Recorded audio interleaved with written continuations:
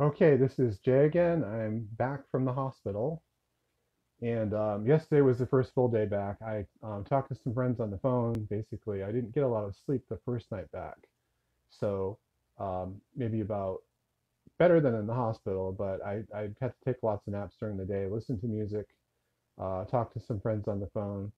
And today is my first day where I want to take care of some loose ends, but I'm going to quit at 12 and just basically go back to my resting routine. This morning we did walk around the block. It was zero point 0.8 miles. We'll probably do another one tonight. So I'm doing really well. I think that I actually look and feel look better than when I went into surgery. I have a lot of side effects from the coming out of surgery. I'm still recovering, getting used to the medications I have to take, but everything is going very well. And as I said before, the doctors were kind of marveling at my progress. I said I'm only the second person in the southeastern United States to receive a heart transplant in this new clinical trial, which is called DCD heart transplant clinical trial. And the first guy actually basically did the same as me. He was about my age. He came in, was out of the hospital in 2 weeks, did really well. So we believe that this is going to be a revolution in heart transplant. And you're going to be hearing about this a lot more this year in 2021. So I feel like I'm very blessed of God to have been able to take part in this. Not only is it helping me, it's going to help a lot of people. And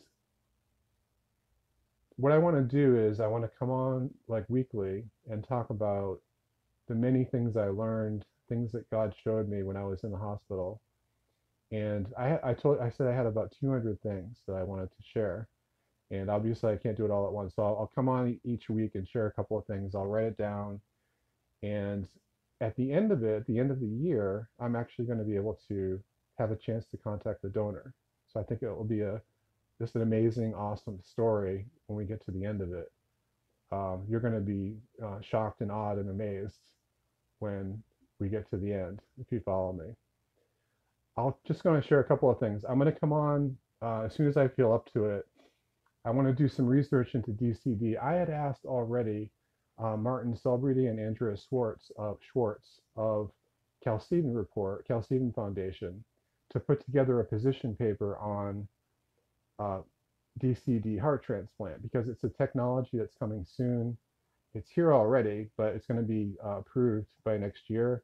It's something Christians need to know about, and we need to be able to speak to it without a lot of controversy and understanding fully what it is. So we want to be on top of the ball this time and not behind the ball. All right.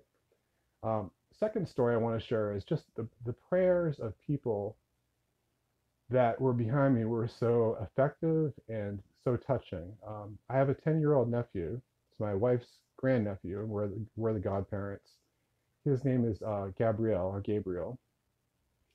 And a few months ago, he asked me, Uncle John, do you read the Bible? And I said, yes, of course I read the Bible. But I mean, have you read the Bible? Have you read the whole thing? And I said, yeah, I have read the whole thing a few times, in fact. And he kind of thought about it. And then a few weeks later, he came back to me and asked me if I could give him a Bible. So I ordered him some like these graphic Bibles, but then like a full Bible that's like large print. Um, and he's been reading the Bible every day for several months now, and no one told him to. It's something he just came up with on his own. He's going to be distance learning.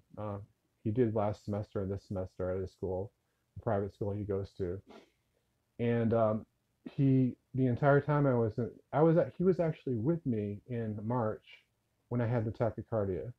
We were watching an Avengers movie, and I got a shock from my defibrillator, and he was terrified. He thought he was going to lose me, so he right away he started praying right on the spot.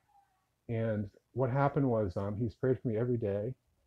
And I saw him yesterday for the first time in 3 weeks. He came to the house. He was outside the garage, and I said, Gabriel, do you see how I look? Don't I look better than before the surgery? He was like, yeah. Are you surprised? No. And I said, you're not surprised that I look better now? Why not? He goes, well, because I prayed and God healed you. And so that's like the prayer of a child. And that's what we need in our lives. We need to have very simple faith like that. You pray, you know it's God's will, and God will do it. And that's the answer to all the problems in our nation as well. We need prayer warriors who have simple faith like that. And I know most of the people I'm talking to, I know are those people. So I want to thank you once again, and God bless you.